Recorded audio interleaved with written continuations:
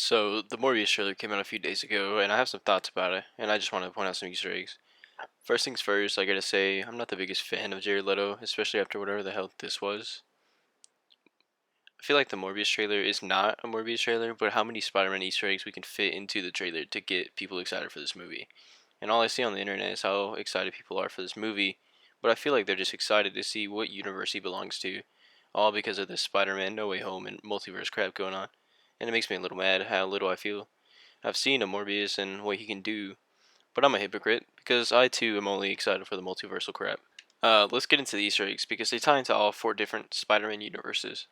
Let's start with the classic Raimi trilogy. The first Easter egg I caught while watching the trailer is a pretty obvious one, but it's whenever Morbius is walking down the alleyway in a prison jumpsuit, and he passes a poster on the wall that shows the Tobey Maguire suit with the word murder on it,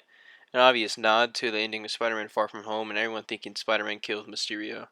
The second Easter egg I found was this bus with the words "Where is Spider-Man" on the side, suggesting that Morbius could have his own Spider-Man in his universe. But what I really caught was the Daily Bugle logo at the bottom from the Raimi films, and I know the photo is blurry, but it's the only one I could find.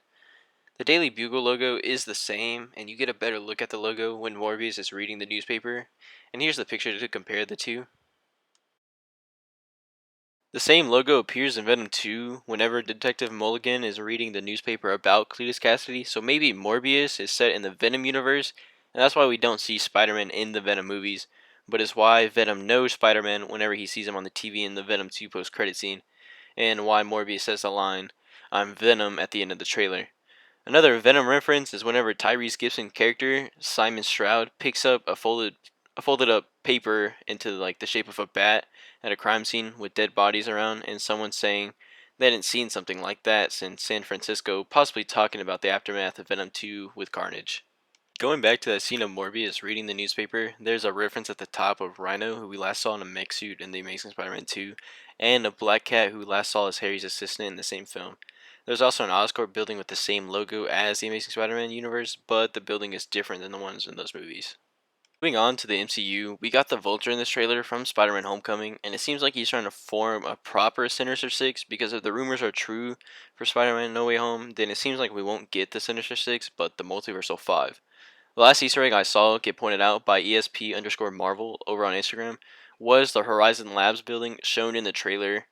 and it's a building from the comics where Peter Parker works on his Iron Spider suit.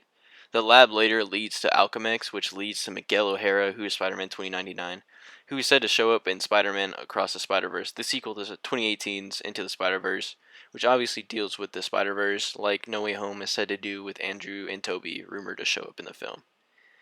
I guess we will have to wait and see for the movie to come out and to see how Morbius fits into this multiverse.